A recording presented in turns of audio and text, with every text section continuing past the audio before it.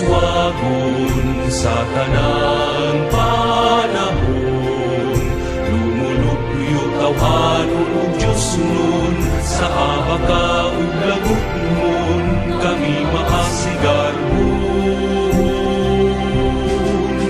Matahong nga kinaiyahan, bugnaw nga busay sa katibawasan, hibok-hibok iyang ngalan, tubig nga init, uping isla sa talaga.